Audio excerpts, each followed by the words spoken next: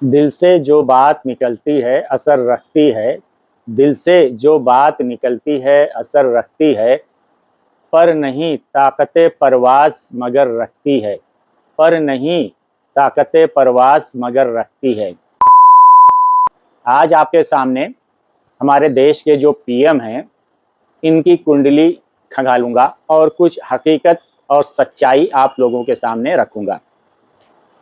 नरेंद्र मोदी गुजरात के सीएम बनने से लेकर देश के पीएम बनने तक का इनका जो सियासी सफ़र है उसका अगर हम एक सरसरी जायज़ा लेते हैं तो गुजरात के सीएम बनने के साथ ही इनकी नफ़रत, कत्ल व खून, शरअंगेज़ी की सियासत शुरू हो जाती है। हमारा देश 2002 के जो दंगे गुजरात में हुए थे उसको कभी नहीं भूल सकता है।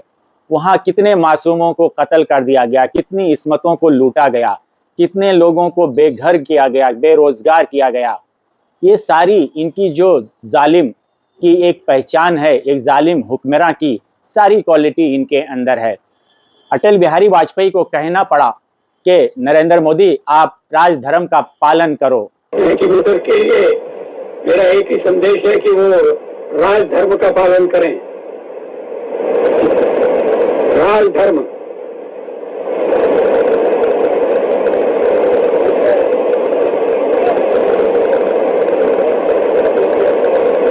ये शब्द काफी सार्थक है।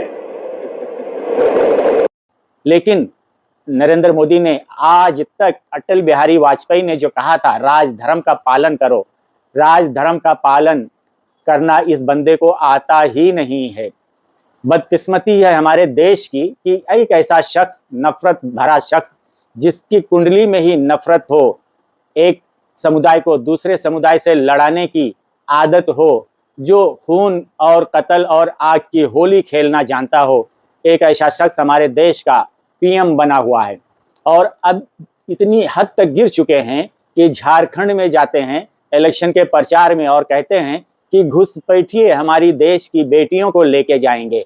ये आपकी रोटी भी छीन रहे हैं, ये आपकी बेटी भी छीन रहे हैं और ये आपकी माटी को भी हड़प कर रहे हैं।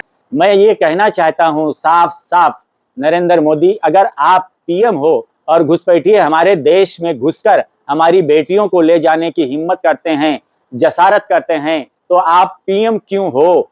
अगर आप पीएम हो तो आपका पावर क्या है? घुसपैठियों की इतनी औकात क्या है कि वो हमारे देश की बेटियों को लेके जाएं?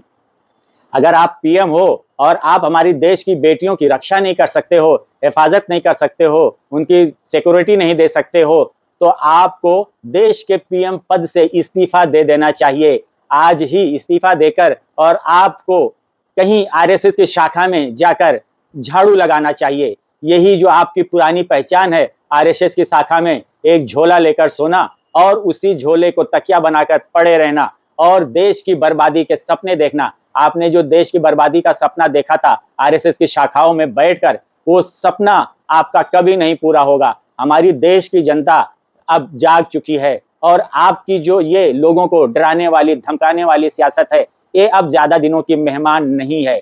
अब आपकी उम्र का भी तकाजा है कि आप अभी 75 साल के होने वाले हो और अब आपको खुद रिटायर होकर कहीं किसी शाखा में जाके झाड़ू मारना चाहिए और किसी शाखा को ही अपनी आरामगाह बना लेना चाहिए। हमारा देश अब आपसे नहीं चलने वाला है और आपने जो नफरत की आग बो के रखी है हमारे देश में और कंटिन्यू, चाहे आप हो या योगी हो, अमित शाह हो, हेमंत बिस्वा शर्मा हो या गिरिराज सिंह हो, इस तरह से आपके बहुत साल आपके थैले में आपका जो झोला है उस झोले में बहुत से नफरती लोग भरे हुए हैं और उस झोले को बहुत अच्छा होगा कि आप हिमालय की चोटी पे ले जाके कहीं विसर्जन कर दीजिए ताकि हमारे देश से नफरत का विसर्जन हो जाए और हमारे देश से नफरत का विसर्जन करना बहुत ज़रूरी है। बहुत बहुत धन्यवाद।